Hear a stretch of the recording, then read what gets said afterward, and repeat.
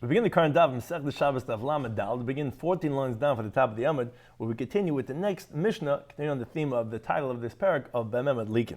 Asher is co-sponsored by Kazach and Yecheskel, Torah Anytime, and Daf HaChaim. Of course, we appreciate everyone joining us again on Zoom. Some ideas we're going to speak about today's Daf is regarding Erev Shabbos. There's three things that a person has to say in this house, Erev Shabbos, as it's getting dark. I mean, before it's dark, but not too early. One is Isartim. Have you taken the appropriate tithes, the maestras, which is a food is tevel, it's considered forbidden to be eaten until you take up the maestras. A ravtim, did you do a rubi techumen, which is if a person wants to go 2,000 amas beyond of his current residence on Shabbos, and rubi chatzeris, which is to join together two different domains, and hadliku es haner, light the candles because it's about to become Shabbos, and as the Gemara is going to tell us, you have to say them all b'nichusa so that it actually works. Now, one of the important topics we're going to speak about, a very appropriate halachic discussion on Amud Beis, is going to be discussing the time known as Bein Hashmashers, which is doubtful if it's dark and doubtful if it's not dark, where there's a period known as day and there's that of night. Then there's a twilight period where it's not clear if this is nighttime or daytime. So our Mishnah is going to discuss the halachas that one cannot take off maestras that are definitively tevel or to immerse kalim because they're rabbinically forbidden because it looks like you're fixing something. Fixing something is forbidden. Now here it's not really technically doing any tikkun mana, but it appears like one is doing that because then it creates the utility, so therefore that's going to be forbidden. However, regarding and the same thing is one is not allowed to light the lights obviously on Shabbos either by Ben Ishmael because that might be violating the Isra of Shabbos, which is a biblical violation of Havara. Now, however, as we'll see in the Mishnah, but one is permitted to go ahead and take tithes from Demai and is to be able to be Tamna Esachamin, insulate the hot food, and why we're not concerned over there. Additionally, what's important to realize, and actually maybe we'll use this as we start the Daf. So, and then the Gemara is going to continue throughout. The Gemara is going to have a discussion on basically the topic of this Mishnah and defining the parameters of what's known as Bein Hashmashos. So we begin the current Daf. Gimel Dvarim, this is halacha l'maisa. Gimel Dvarim, there are three things that a person has to tzarech adam lo yimtech beis. A person has to say in this house. Erev Shabbos simcha sheikha, when it's Friday evening, as it's getting dark. Meaning to say, if you would say it too early, I mean these are things that you have to make sure are done before Shabbos. When the reason why we're calling it imcha sheikha with it getting dark is if you remind them too early, some people are going to be negligent and say, oh, there's still time, and guess what? They're not going to do it. So you have to say it like right before it's becoming Shabbos. What are the three things you have to say? Isartem, did you take off the tithes of the fruits of the tree that we're going to have for the meal for Shabbos? Because as Rashi explains, even if, let's say, a person is just going to be snacking on Shabbos, which generally snacking is permitted because you're not doing a sudas kava, but Shabbos itself is considered such a significant act of eating that no matter how little you eat, it's considered Einig Shabbos. That creates a kvias, an obligation by the laws of Maisis, as the Gemara says in Beya, Daf Lamed Dal Amud Beis, and therefore you have to make sure, no matter what the food is, there's no way out. It's going to be obligated in the Maisis, so make sure that you took off the tithes. Iravtem, did you go ahead and do the Eruv of Techumen, like we explained, of Eruv Techumen and of Eruvei Chatzeris. What Eruv Techumen is that if a person wants to make his Shabbos residence 2,000 amas further than we said, or Eruvei Chatzeris is that, let's say, if a person has a shared courtyard with another house. So, although halachically it's not really a problem of carrying because you're not going from Rishus Yachad to Rishus Rabim, it's from one Rishus Yachad to another Rishus Yachad or towards a common Rishus Yachad. But since it gives the appearance of taking from one domain to another, the rabbi said it's forbidden because one might come to carry to Rishus Rabim. So these two halachas of Eruv Techum and Eruv Chatzeris, although they're rabbinic, however, we're concerned we have to make sure that they were done from before Shabbos. And when we're saying these things, that Isartem Iravtem, Rashi explains that here they are done in question format, because maybe they're already done. But the next thing, regarding the lighting of the candle, the reason why you can't say, Hidlaktem, did you light the candle? Because that's something that's pretty obvious. Look, did she light the candelabra? So therefore the third one is Hidliku es haner, light the candle. So again, those are three things that we're saying that are obligated to say in the person's house before Shabbos, Isartem, Iravtem, et Likra Saner. Now, and the Gemara is going to explain to us that has to be done b'nichusa, again, because or else they're not going to listen to you. So you have to say that in a calm manner. Don't get Erev Shabbos, a lot of people get very worked up, it has to be done in the appropriate way, but that's the three things you have to say. Now that's regarding definitive daytime. But as the Mishnah continues, and this is the halacha l'maisa, but safek chashecha, safek ein chashecha. But let's say you're in doubt if it's darkness or it's not darkness, meaning it's the period of known as bein hashmashas is twilight. So then the halacha is as follows: ein ma'asnes avadei. So then we said you cannot go ahead and tithe that which is definitively as tevel, because that's a bona fide fixing. So although it's a rabbinic problem, but the Tana of our Mishnah holds that they made a rabbinic decree even on Bein HaShmashis, meaning just like you're not allowed to do it on Shabbos because it gives the appearance of fixing. So too, Bein HaShmashis, which is a doubtful time period of nighttime, you're also not allowed to do the following things. That you're not allowed to go ahead and tithe the tevel. Veimat bilnas akalim. Neither could you go ahead and immerse the vessels, because that's also a rabbinic violation, as the Gemara says in Daf Yomi. It looks like you're fixing a vessel. Well, you're not really fixing it, but it looks like it because before you weren't able to use it, now you're able to use it. So therefore, again, that's a problem.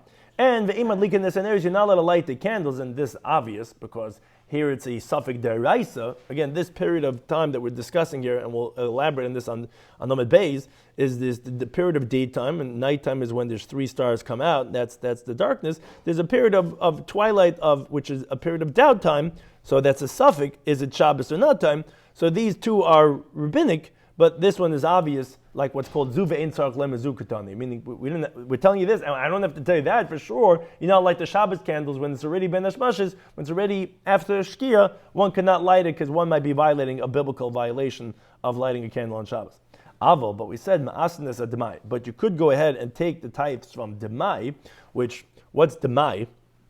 Demai is damai. What is this? When you're buying produce from an Am Haaretz, it's you're not sure that you take off the appropriate maasros or not. Now, that's not really so much of a mesakin. It's not really so much of a fixing, and therefore they said by ben hashmashas you could take off the tithes from demai that you buy from Am Haaretz, because most Amaratzim really they take off the tithes. As a stringy, they said you have to take off also, but we could rely on that, and therefore one could do that by ben hashmashas. So to arvin, we could go ahead and take an eruv, which the Gemara is going to ask, what do you mean? You just contradicted yourself. A moment before you said that one of the 3 things you have to ask im chashecha, which means say before it's darkness, before there's a doubtful period, is a ravtim. You have to make sure the eruv is done from before. And now you tell me by ben hashmashas in the period of twilight when it's already dark, then you could still go ahead and do the eruv. The Gemara is going to address that. And v'tem nesacham, and one could insulate the hot food, which is that they would go ahead and they would put their that's the picture we'll discuss in the Gemara. They would put their food inside some type of a towel, like some type of a cotton or rags, to keep warm, to insulate it. Now, that's specifically, our Mishnah is telling us, by twilight, by ben hashmashis. But once it's definitely dark at nighttime, then one cannot insulate even in something that's not moisav hevel, even though it's just a towel that you're wrapping it in. That cannot be done on Shabbos, as the Gemara is going to explain this halacha. So now the Gemara goes and asks, where do we know this halacha from? That one of the 3 things we said, a person has to say Erev Shabbos and Chashecha. So we understand maasros you have to take off because you won't be able to eat food. We understand they robbed him because you're not going to be able to carry to the neighbor or go where you have to go on Shabbos. But what's this that we're saying that you have to tell them Hadlikas on there, that you light the candle, that you have to tell the wife. So Rabbi Shloimy Schwartzberg says, because Amakar the Pas says in Eiv, Veidatu, you shall know Kishalom Oyalecha, that there's peace in your tent. Ufakadet Nevech, and you should command your abode, your household. V'loi Tachat, that there shouldn't be sin. Which we know that, as we said in the previous Daf, the Ner Shabbos, the reason why it takes precedence over all the other things is because it brings Shalom Bayis. What's Shalom Alecha? Ufakadet Nevech, you should command them, you should tell them Hidliku Es HaNer. Now, Amar Rabbi Rav Huna, he says, Avagav Amar Rabban, although the rabbi said, that they said in the Mishnah that there's 3 things that a person has to say, that etc., which is these 3 things. But like we said, you have to say it in a calm, gentle way, so that they should accept it from him. In other words, even if you want to deliver a message, you got to do it in the right and the smart way. And if you want them to accept it from you, you got to do it calmly, because you do it in a frustrated way, forget about it, it's not going to accomplish the point anyway. To the contrary, they'll probably do the exact opposite. Amar Vashi says, Anole Shemili had Rabbi Rav Huna. He says, I didn't even hear this teaching Rabbi Rav Huna. But Vikiyamti Misvara, I fulfilled it on my own logic. Person who understands interpersonal effectiveness understands that if you want to be able to get something from them, you have to first validate and hear them and say it calmly, and then they'll actually do what you need to do. So now the Gemara asks a question that we alluded to in the Mishnah. Hagufa Kasha. Seems to be an internal contradiction in the Mishnah. In the ratio you said, there's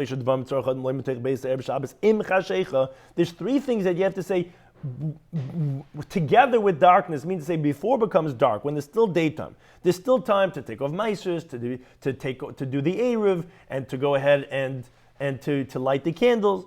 No, so that sounds like imcha shechein. That when it's certainly day, then you could do these three things. Savik hashecha, savik ein hashecha. But if it's already doubtful time period, what we call bein hashmashes, loy, then you cannot go ahead and do these three things, including Eruv.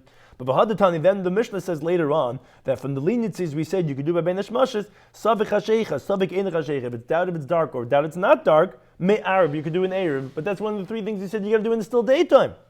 So the Gemara brings a simon, the mnemonic, which is unique amongst the mnemonics brought in Shas, although generally it's talking about the topics that the Tana or the Amir is going to be saying here in this Gemara. Here it's unique that, as the Maharsha brings, it's all the statements of this tradition, of this Amir in the name of that Amir, and the name of Amir that's throughout the whole Masechta. The first one that we quote here is Begufya, that's the halacha that we're mentioning over here. Then all the other words are alluded to in the Gemara in Daf Yomi Gimel Beis, Kav Zayin Amud Aleph, Kav Yud Gimel Amud Aleph, Kav Chav Dalet Amud Beis. So what's the mnemonic? Begufya in itself, which that was the question we're asking here, Hagufa Kasha. Then we have Zimra that of pruning, Tzipra that of a bird, Bechavla in ropes, and the Milsa of wool. Those are all the teachings of Amr Ba'aba, Amr B'chia, Barashi, Amr Rav. That he says these interpretations. The first one being here in the Hagufa Kasha, which he says, like Kasha, it says not difficult, this contradiction. Why not? Halacha actually follows like this interpretation. It says, Kan over here in the Reisha that says you have to do it imach hashecha before it gets dark. That's be'eruve techumen. What type of eruv has to be done for before Shabbos? That's the eruv techumen. That's a bona fide rectification. What does that mean? Why is that something that we're saying, oh, even by the period of Safik, we're going to say you can't do it? Because the rabbis, although yes, it's rabbinic, but they went and they supported the halacha of tchumen from psukim.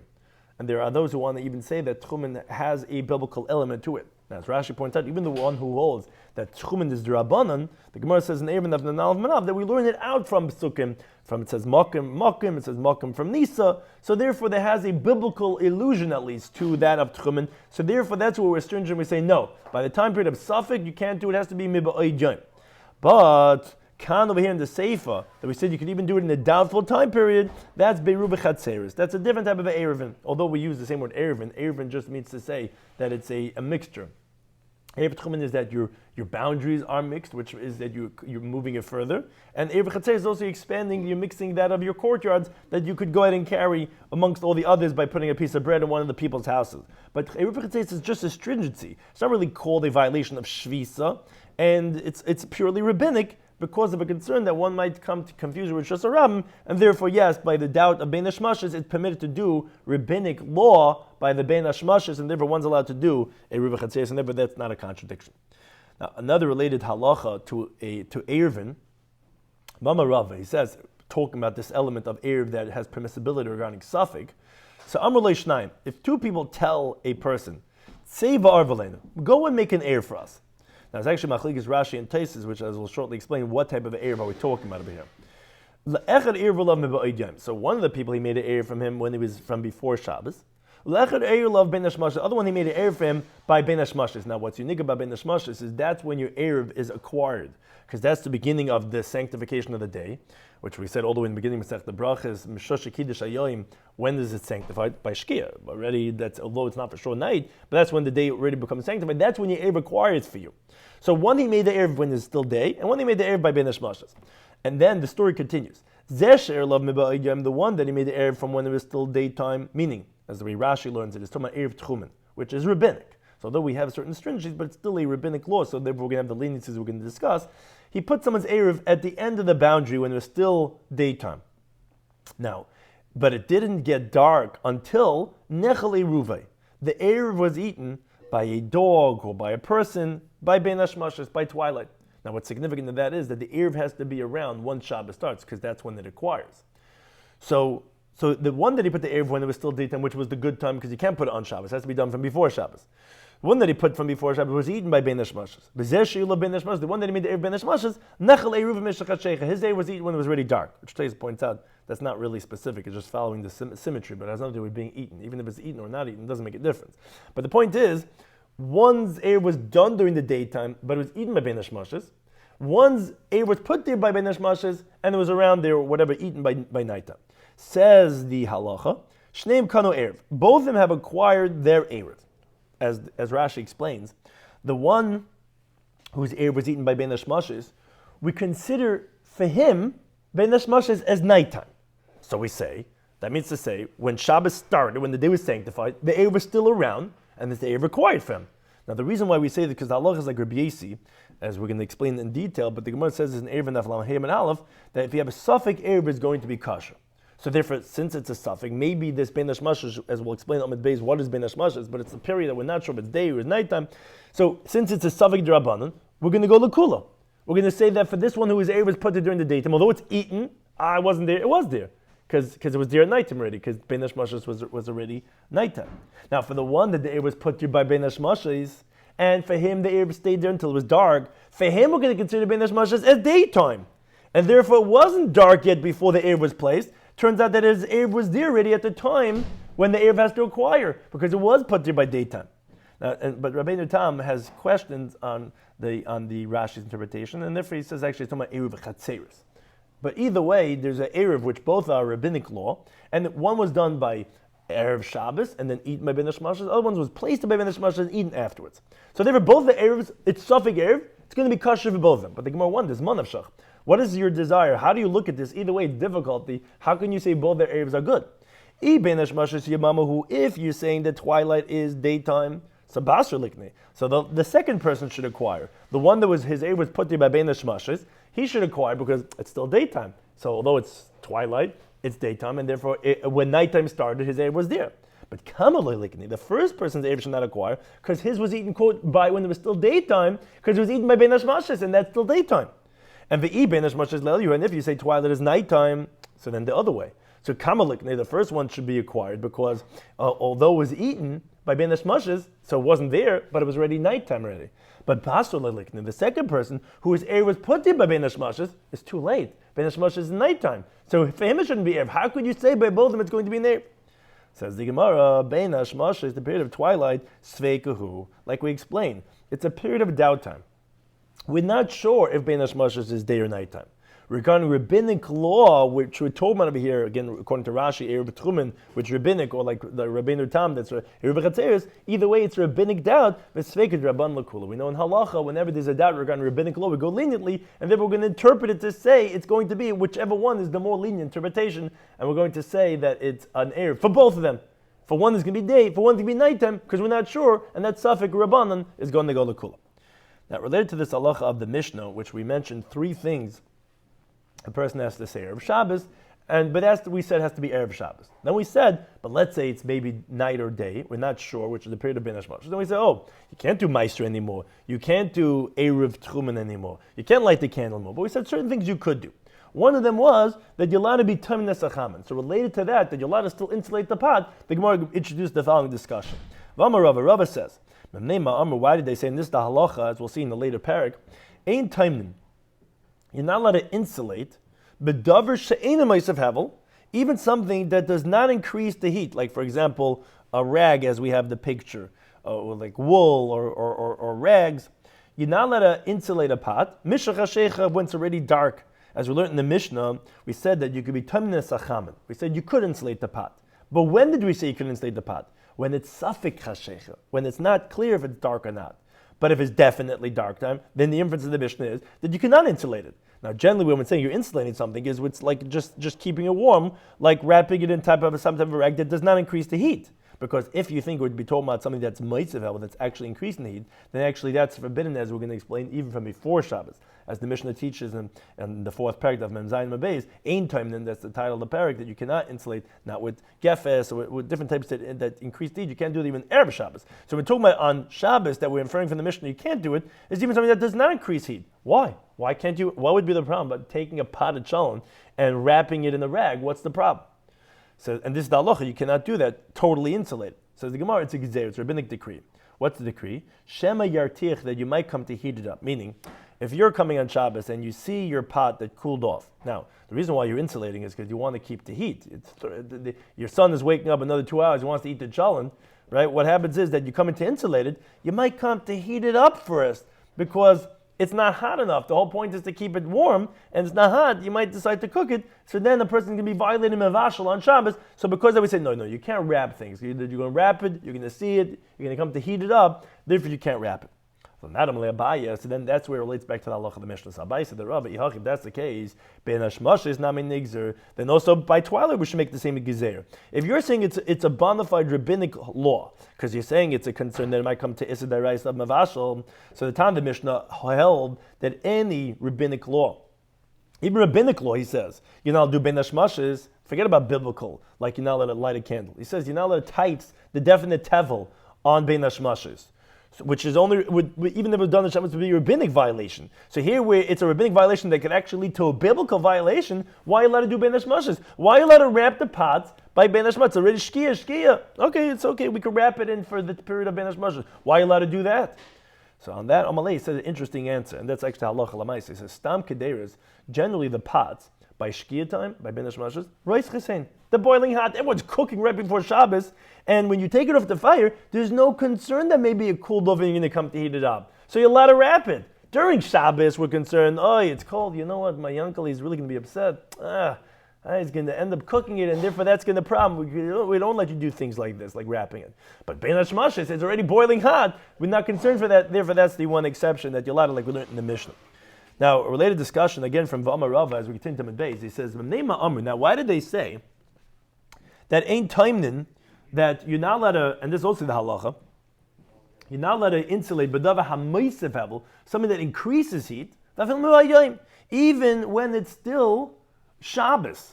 I mean, when still Erev Shabbos, when still Friday, to do something like we have in the picture of a dava hamoisev hevel, that you can't do even on Fridays. The Mishnah teaches later on of the Mzayim and Beis, you're not allowed to use lime or fertilizer. Now, even though generally when you're insulating something, it's being done from before Shabbos. Still, we say if it's increasing the heat, that you can't do, because if it was when it's already dark, that we said you can't even do something that does not increase the heat.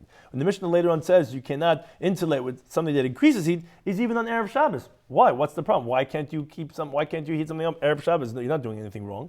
Says the Gemara, it's a gezer, it's a decree. Shemeyat min beremetz. You might go and insulate it in ashes, sheyesh bagecheles, that is mixed in with it coals. So because of that concern of that, you might insulate it with something that's not just something that increases heat. It's going to be something that increases heat that has coals inside, therefore you can't do it. So Amalei Abaye says, what's the problem? B'yatman, go ahead. It's Erev Shabbos. Why can't you insulate a pot of soup, a pot of cholent, inside the ashes that have coals inside? So on that, it says, a Rava Gezer, it's a decree. Shemichata be'kachalim, because you might come to stoke, to rake the coals when it's already dark time. Which is, if it's regular ashes, so what's the big deal? Who cares it's increasing heat? You're not doing anything. It's already done from before Shabbos. But if there's coals, then when it's already Shabbos, you might come to move it around. Then you're going to be cooking the pot if it wasn't fully cooked, and that's over the Isra Bishul. Now, moreover, Rashi says they made a gzera that includes even if it was fully cooked, until you take out all the coals or you cover it, what's called garfa katim, as the Gemara concludes, as we'll see in Parakira, on the next parak in Aflam Zayin Manal, where Rebbe says that if you did ketuma vahu and it got burnt up, then you can leave it over there if it was already cooked up from before Shabbos, and so too says Rabbi Yechanan. But again, you have to do like a blech. Those are different things. You have to make signs to show that you're not interested in making it hotter, although it is making it hotter. But the reason why we're concerned of insulating in Erev Shabbos and something that increases the heat, you cannot wrap something in something that's totally increasing heat on the fire, because the concern is that you might do it in something that has coals inside of it. And what's the problem? Because if you have something that could increase the heat, you might be over on Bishul. And we said regarding that of Shabbos is because you can't be, if you're going to be able to wrap even davar she'eino ma'asev hevel on Shabbos, you might be martiach, which again, the exception we said was bein hashmashes, because that you could wrap a davar she'eino ma'asev hevel, and we're not concerned about it because there it's already hot. Now, tomorrow we'll learn the brisa, which is this famous sugya of bein hashmashes. We mentioned in the Mishnah the halacha bein hashmashes. We said certain things you're allowed to do by twilight. So now we have a machlekes. Tomorrow we'll learn the brisa. First of all, the brisa explains bein hashmashes is safik min hayom umin halayla. In other words, bein hashmashes is doubtful if it has in it components of day and night. In the period of bein hashmashes, there's three doubts regarding it. Is bein hashmashes, which we'll explain shortly what is bein hashmashes, machlekes what bein hashmashes is. But in the period of bein hashmashes, there's three doubts about it. First of all, does it have day and night in it? Safek kula min, or maybe it's all daytime, and safek kula min alayla, or maybe it's all nighttime. So those are three doubts. So because of that, says the Brisa, matil nois l'chayim shnei yom. We give it the stringency of being considered as 2 days, which the Gemara later on is going to explain. For what halachic relevancy are you saying that it has a doubt of 2 days? But that's why, because it might be day and night, which is 2 different days. It might be day, which is yesterday, and night, which is today. Because of that, we're going to treat it as if it's 2 different days. Now here we come to the machlokes. What is bein hashmashos? What is the period of twilight? Says the Brisa, it's mishatishka achamam. It's from when the sun sets. Kol zman shepnei mizrach madimin. So this chart is a little bit confusing, and we'll explain it as we go along. But we're over here now, which is when the sun sets. As long as the eastern front is red, meaning to say you could see redness of the sun in the clouds, that's bein hashmashos. Hichsif, if it becomes darkened, hatachten, the lower part of the horizon, which is near the earth, v'loy hichsif ha'elyon, and the upper part of the horizon has not darkened yet, because what happens is by the horizon, the part that gets darker first, actually the lower part of the horizon. The upper part becomes darker later on. So if, and we'll go first with Rabbi's interpretation, the way we're explaining. There's actually machlokes Rabbi and Rabbi Yosef how to interpret this opinion of Rabbi Yehuda in the Brisa. And we'll explain all the different details as they come along. But the point is, look at this picture, which is this is the madimin part, the redness that you see. So as long as this is daytime, and if the sun has set, and the eastern front, and actually we'll see in the next Daf, is really the eastern front or there's the western front, but we'll try to just keep it as simple as possible. As long as the eastern front is red, in addition, says Rabbah, the way he's going to explain the Gemara, if the lower part of the horizon has blackened, but the upper part of the horizon has not blackened, so these are both bein hashmashos, which the Gemara is going to ask it as a contradiction. The Sefer seems to contradict the Reisha. The Reisha made it sound like what's bein hashmashos is madimin, is if it's red. The problem is the Sefer makes it sound like that, no, even the later stage, even if it's not just red anymore, even if the bottom part of the horizon has already blackened, even that's bein hashmashos. So which one's bein hashmashos? The Gemara is going to address that, and that's going to be the machlokes Rabbah and Rav Yosef. But then the Brisa continues, this all in one opinion, hichsef elyon, if even the upper part of the horizon has darkened, the hishvul tachnin, now it's the same color as the lower part of the horizon, zehol laila, that's nighttime, that's the Rabbi Yehuda. So again, for Rabbi Yehuda, we'll see this. There's daytime, there's shkia, and there's laila.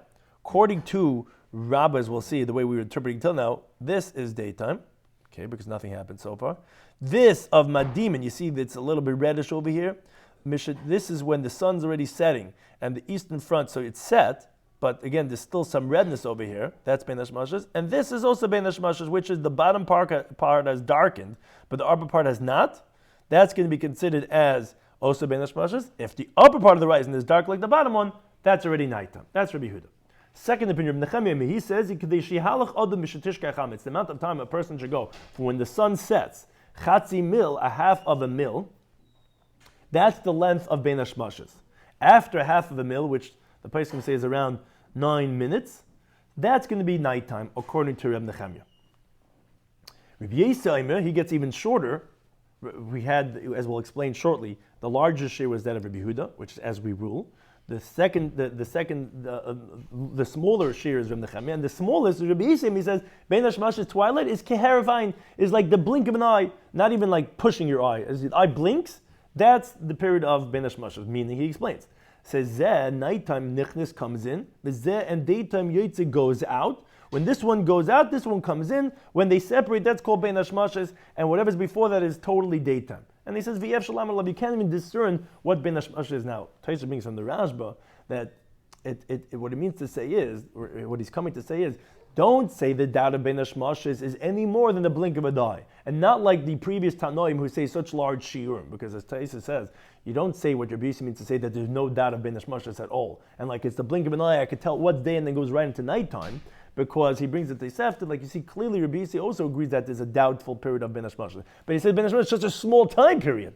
It's literally like the blink of an eye. There is a bein hashmashos, but very small. Those are the three different opinions in Bein Hashmashas. Now, V'amamar, the Gemara goes back. There's going to be two very different discussions. It's both talking about Bein Hashmashas. This Brisa spoke about two different things. It spoke about the doubt of Bein Hashmashas. Is it day? Is it night? Is it day and night? That's one discussion. And then that's what our Gemara is going to discuss right now. And then there's what is Bein Hashmashas. That's the three-way machlekes, which we'll discuss at the end of the daf. Amamar. The time of the Brisa says as follows.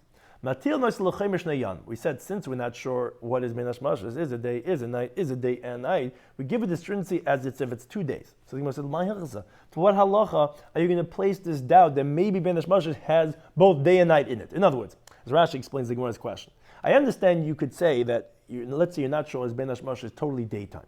What's the relevancy? It's for Matzah Shabbos. If let's say by Bein Hashmashas and Matzah Shabbos someone did a malacha, we would understand he has to bring Asham Tali. He's not sure, did he violate the Malach of Shabbos? Because it might have been daytime. I understand you doubted maybe Bein Hashmashas is all nighttime. It's regarding Friday night. Someone did something after Shki. It was after Shki already. Bein Hashmashas. So, you have to bring Asham Tali. Maybe it was nighttime. But what are you telling me that it has a stringency of it's day and nighttime? When does that ever apply? If it's day, we have the suffix already. No, if it's day. Nighttime, what's the halachic significance of saying it might be day and night in Bein Hashmashas itself? Some of the Rabbi Shloimy says Le'inyan Tumah. The relevancy is regarding the laws of Tumah of Ziva. Ziva is the male discharge of a certain type of a liquid that comes out of his male member. That Tumah of Ziva will have a relevancy in Bein Hashmashas. How so? Could not learn the Mishnah Masech Zavim like this.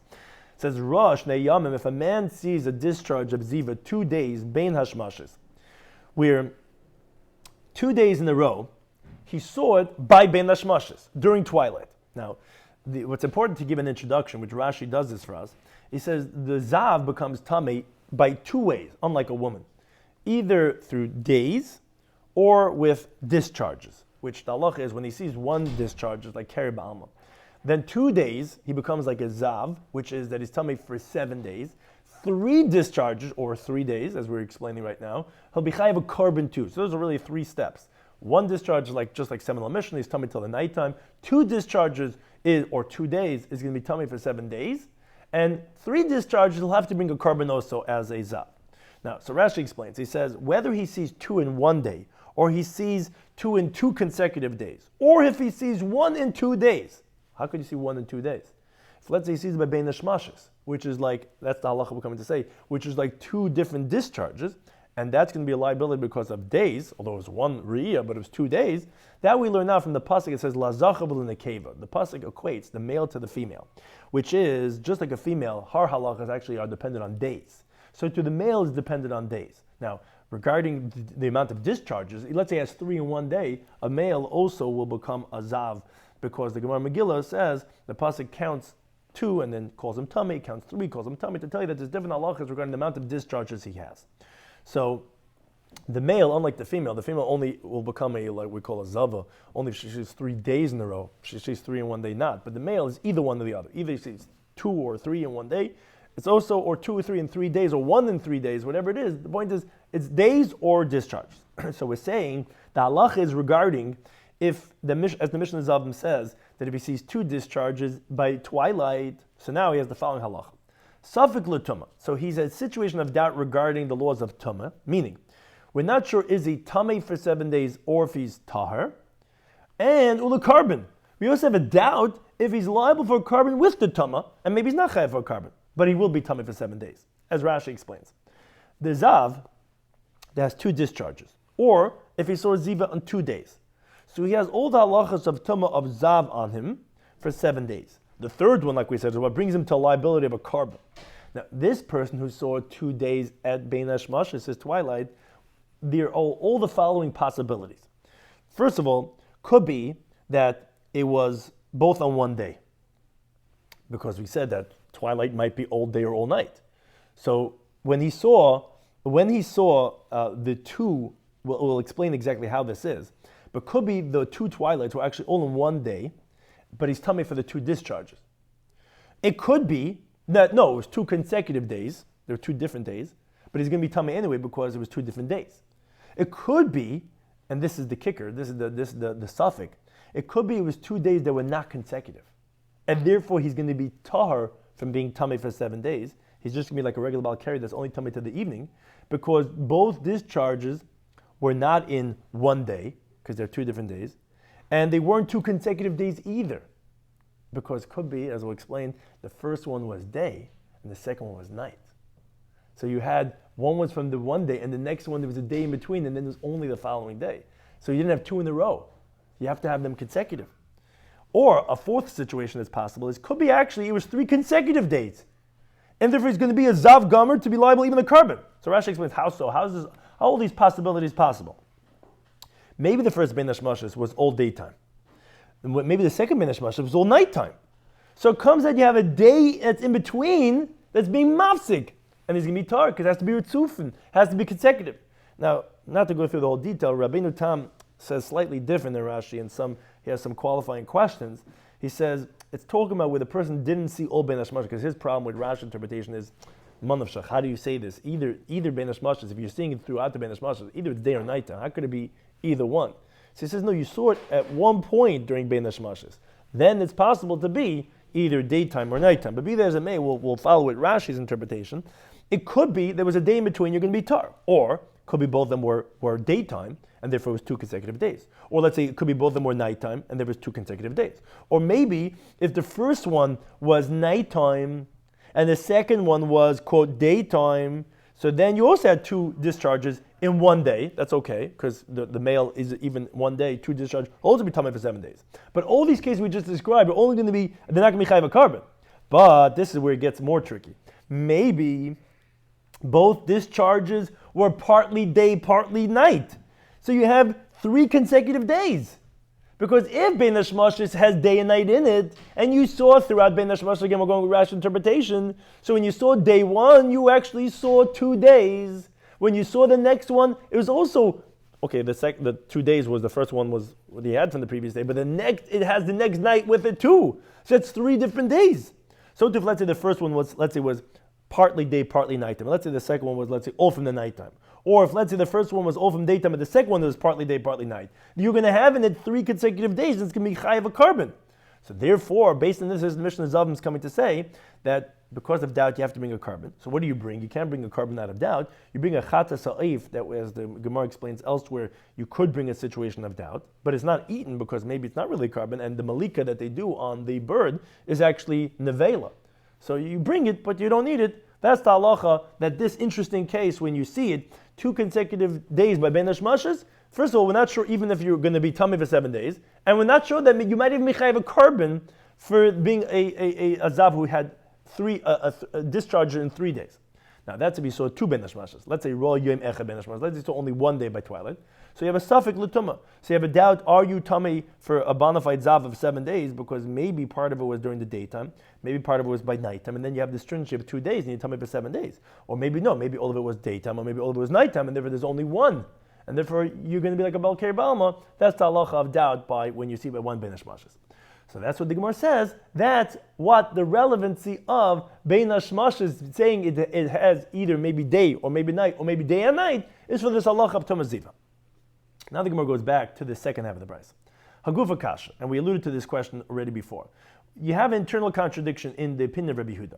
Because Ahmed, you opened up Rabbi Yehuda's opinion by saying, Ezeu Bein Hashmashos, what's considered twilight, is Mishra Tishkach HaMazon, when the sun sets, Kol Zman Shepnei Mizrach Madimin, and this is what we have in the picture, as long as the eastern front is red, that's Bein Hashmashos. Now, which means to say that, but however, it didn't get dark yet. It's not black. Even the bottom is not dark. It's just red. That's what happens. The sun gives that reddish hue. Now, the inference is obviously, but let's say if the bottom part got dark, but even the upper part wasn't black yet, then lailahu, that's considered nighttime. Then your next word you say is and if the bottom part got dark. And the upper part did not get dark, it's Bein Hashmashos, twilight. That just contradicted what you just said before, that twilight is only when it's only still red and it's not dark. So we have 2 different interpretations. Amar Rabba, Amar Rabbi Yehuda Mishmul, they're both, the Rabba and Rabbi Yisrael Machlik is in the opinion of Rabbi Yehuda Mishmul. So Rabba says that Amar Rabbi Yehuda Mishmul, he says, Karach v'tani, you have to wrap it together and learn it together, like we say the word kairach is wrapping it together. You have to say it has the same halacha. It's one long statement. Ezehu Bein Hashmashos, what's twilight? It's Mishatishka Hachama. It's when the sun sets So when we say the sun sets, when the sun didn't set yet, it's still daytime, as you see in this picture clearly. The setting of the sun is when it's over, you can't see the sun anymore. So it's set in regards to your vision.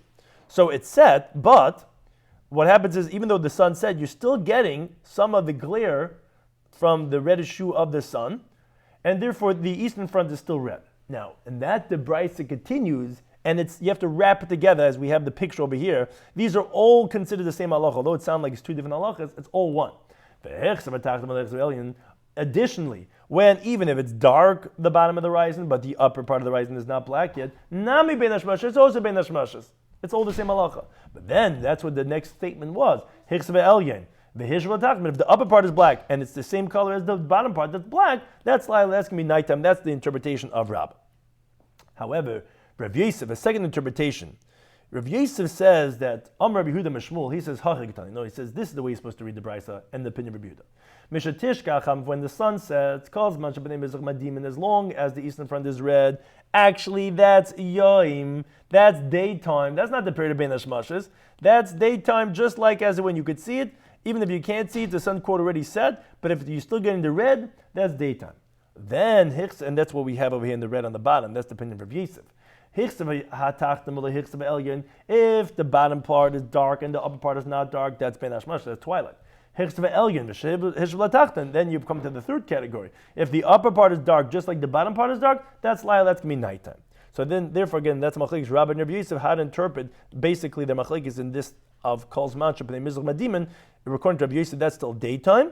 According to Rabbi, no, that is the period of Bein Hashmashas. Now, says the Gemara, Ba'azl Tamayu. And they go according to their reasoning, meaning Rabbah, he holds the shiur Bein Hashmashas is a larger period of time. As you can see on the top of this visual, that he holds Bein Hashmashas is longer, where Rav Yosef holds the shiur Bein Hashmashas is smaller. And they go according to their opinion, as it's mentioned elsewhere, didn't like we learned. Shiur Bein Hashmashas B'Kama, they explicitly have a machlekes, these Amaram, Rabbi and Rav Yosef, how much is the measurement of Bein Hashmashas? So Amar Rabbah, Amar Rabbi Shmuel, he says, Shleisha Chelkei Mil, he says, it's 3 parts of a mil, which the Gemara first jumps in to clarify. My Gimel Chelkei Mil, what does it mean 3 parts of a mil? If it means 3 half a mils, so you wouldn't say 3 half a mils. Name it, just say mil amechsa, say 1.5 mils. Ella rather, what are you saying? Tlasa tilse mil, which 3/3 of a mil? Then name a mil, just say a mil. 3/3 of a mil is a mil. Ella rather, in this the halacha ma'isa, actually as we paskin, we rule like this interpretation of Rabbah in Rabbi Yehuda. It's tlasa rive mila. It's 3/4 of a mil, which is the Paiskim say either between 13.5 to 18 minutes. That's the 3/4 mil. That's what we rule is the period of Bein Hashmashas, as we'll shortly explain the famous machlekes and how to qualify Bein Hashmashas. That's the period of the opinion of the Geonim. That's the 3/4 of a mil. Now that's a pretty large amount. That's 3/4. That's the most anyone ever said yet of Bein Hashmashas. Rabbi Yisrael, Rabbi Yehuda Mishmul, who he's the other opinion we said before, he said Shnei Chelkei Mil. It's 2 parts of a mil. So the Gemara says, my Shnei Chelkei Mil, what does it mean 2 parts of a mil? Ilemetrei Palgi Mil, if it means 2 halves of a mil, lema mil, just say a mil, 2 halves as a whole. Veletrei Rivi Mil, if it means 2/4 of a mil, lema Chatzim Mil, say a half a mil. Anyone who learns in the basic fractions knows this idea. You say it in the more simplified manner. And the rather says the Gemara, as you get 10 top of Lama Ham and Aleph, Trei Tilsi mili. Trei Tilsi mil. It's 2/3 of a mil. Which the Gemara says, my benau, how much is the difference between Rav Yosef and Rabbah? Ikebenayu palga the danka. The difference between them is a half of a danka, which is approximately 1.5 to 2 minutes. That's the difference between them in the evaluation of Bein Hashmashas, which is 1/12 of a mil. The shiur of Rabbah is 3/4 of a mil, which essentially is 9 half a dankas. The measurement of Rav Yosef is 8 half a dankas, because a danka is a 1/6. If you take a half times a 6, it's a 12. That's if you're splitting into 12 parts. So that is of Rabbah is going to be 9 half a dankas, and Rav Yosef is going to be 8. That's the difference that we have between these 2 different interpretations, where according to Rabbah, now you get a better picture of the whole chart. The halacha of Shkia, the way we rule, is 3/4 of a mil by Bein Hashmashas. And according to Rav Yosef, is 2/3 of a mil, which is less, and therefore you can see on the picture that's what the difference between them, what the division of this half of a danka is going to be this time period of when the eastern front is red. That's going to be the difference between Rabbah and Rav Yosef. He's 3/4 of a mil, he's only 2/3 of a mil. Now, the other opinions, as we mentioned, Rabbi Nechemia says less than that. He says Ben Hashmash is only a half of a mil, and Rabbi Yosef says it's the blink of an eye. Those are the three different opinions what Ben Hashmash says, and again, we rule like that of Rabbah, of that of the Geonim. Now, it's important to mention, it would be remiss if we didn't mention this Taisus that says there's a difficulty, where our Gemara makes it sound like that Shkia is 3/4 of a mil. And that's in Rabbi Huda, who we rule like. The problem is, Rabbi Huda himself, Masechet Pesachim, Daf Tzad Dal Manav says that from Shkia till Seisek Chavim, which, as Taisus points out, is what nighttime is Arba mil, is 4 mil, which is 72 minutes. Which some say it's a set in time, 72 minutes, or Shoizmani is, but be there as it may. What is Shkia? What is Bein Hashmashes? Is Bein Hashmashes the way it sounds like 13 and a half minutes? And that's the longest shir we have, and that's how we paskin? Or is it 72 minutes? So that brings the Taisus from the famous Rabbeinu Tam that there's a difference. There's two shkiyas that Rabbeinu Tam introduces. There's what's called Tchila Shkia, the beginning of the setting of the sun. And then there's what's called Seif Shkia, the end of the Shkia. So then Rabbeinu Tam says that over there is talking about from the beginning of Shkia, the beginning of the sun setting till nighttime when the stars come out. That's going to be 72 minutes. Here we're talking about what's called Seif Shkia.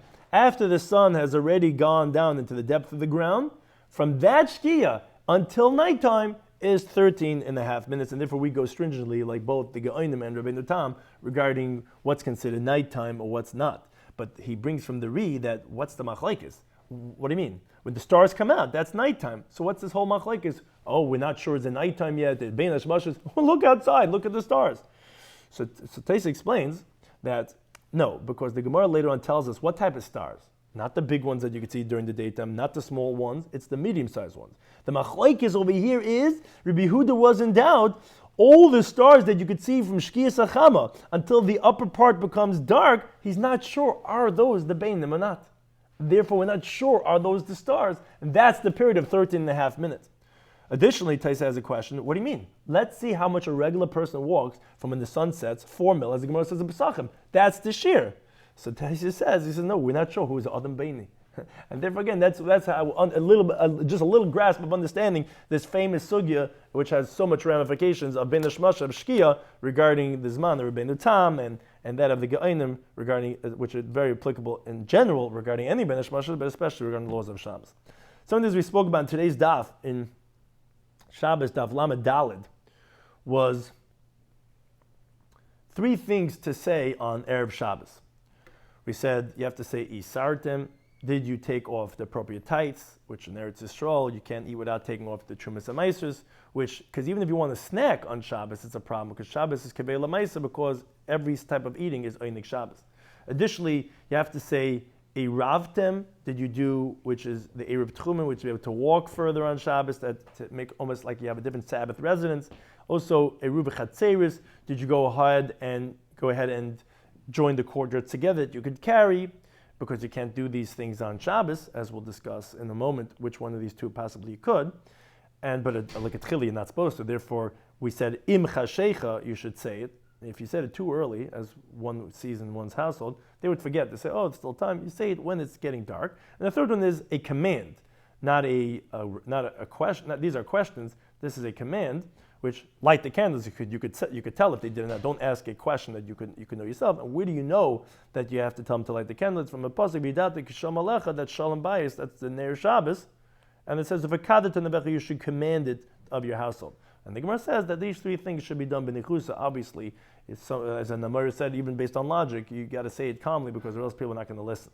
Now we said you're not allowed to do these things bein hashmashes. Some exceptions that you could do bein hashmashes is you could separate the maasros of demai. Why? Because really, that's just a chum ba'alma, because most of them are ma'aseh, so it doesn't even look like you're really fixing it.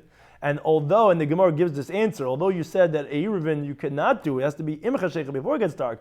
I was saying Erev you could do when it's safek ben hashmashes, that's by Erev chatzeris, which that's also just a shvus ba'alma. It doesn't have any biblical source, unlike that of Tchumen. And we said also Taim Nachamen. Why could you go and insulate hot food, but we say in the Gemara, as we're going to explain shortly, that you can't do even insulated something that's not Meisav Hevel when it's Shabbos, because that's forbidden. So why are you allowed to do it by Bein Hashmashas, which we should make the same Gezer then also? So we say no, because it's still hot. And then we don't have the concern that you're going to come to be Mechata, that you're going to come to heat it up, because it's hot, always Bein Hashmashas. Then, parenthetically, once we had spoken about the laws of Erevin, that it's a suffix, that we're Mekel, so that we explain that when two people tell one person to make an Erev for them, which again there's Machlekes Rashi and Taisus, are we talking about Erev Tchumen or Erev Chatzeres? Be that as it may, they're both suffix D'Rabbanans. So one of them was placed, and one of them were eaten in Bein Hashmashas, which we said, either way, it's going to be difficult. We said both of them are valid Erevin, because yes, although if it's day, it should be good for one and not for the other one. If it's night, it should be good for one, not the other one. But we said, since it's a Savik Drabon, we don't know either one it is, so we're going to go the Kula for actually both of them.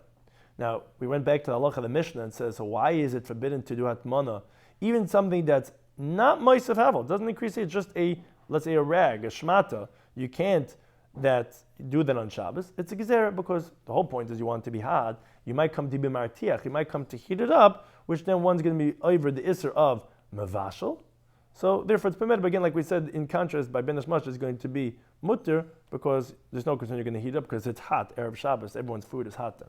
Now, then we said additionally that Erev Shabbos, you can't do with something that's Meisav Havel. Why not? Because you might insulate it in something that has ashes, and that's going to have inside of it coals. So big deal, it's Erev Shabbos. No, because on Shabbos you might be mechata b'gecham, you might move around the coals, and again it's going to be over the isser of mavashal. Therefore, one cannot do it even Meisav Havel on before Shabbos. Then we came to explain, which the halacha of the Mishnah was very much related to. We said Bein Hashmashas, you're not allowed to do certain things. Most things you're not allowed, but certain things you're allowed to do Bein Hashmashas. What is Bein Hashmashas? So he said, first of all, first half of the Brisa said it's a suffix. First of all, is it day and night? Is it only day? And is it only nighttime? Now, what was the relevancy of? So we said, we're going to give it the stringency as if it's 2 days. What's the halacha of saying it 2 days? Is if a zav sees 2 days Bein Hashmashas, which then we said, actually, interestingly, he has two doubts. There's 3 levels. And he's doubt if he's tummy for 7 days.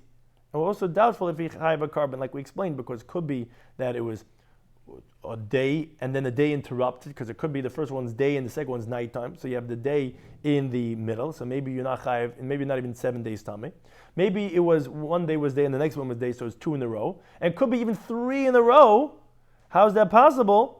Because could be the first one was day and night, and there was different. The first one was the first day and then the next night, and the next one was a night.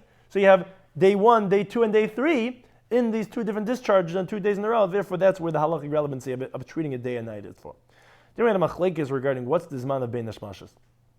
The first one was Rabbi Yehuda, who he said from when the sun sets, as long as the eastern front is red, that's going to be shkia, because once the sun sets, it's not day anymore. It's already Bein Hashmashas. The problem is he contradicts himself. He says in the next words after that even when it's darkened, only the bottom part, it's also Bein Hashmashas. So Rabbah says, you're right, Karach B'tani, it's all one thing. They're both Bein Hashmashas. Rav Yosef says no. There's 3 different periods. When he said Madimin, when it's red, that's daytime. When he said that the bottom got black, that's Bein Hashmashas. When he says the upper part got black, that's nighttime. And the Gemara says that they go according to the reasoning mentioned elsewhere. Is the time of Bein Hashmashas a lot, like Rabbah, that's 3/4 of a mil, that's the most we have? Or is it less than that, like Rav Yosef says, only 2/3 of a mil?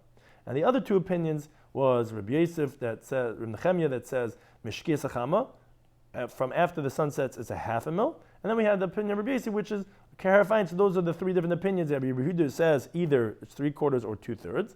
Which that's the most, that's the second most, but they're both interpretations of Rabbi Yehuda. Then we had that of Reb Nechemia, which is less than that, a 1/2 mil. And we have that of Rabbi Yosef that holds even the blink of an eye. That's the machlekes. And again, we said we ruled like the most stringent, that's 3/4 of a mil. And even that, we have the opinion of Rabbeinu Tam that says, well, there's 2 different shkiyas, and therefore, for our halachas of Shabbos, to be stringent either way, for the zman of 72 minutes regarding the period of Bein Hashmashas. Thank you to Anytime for hosting us.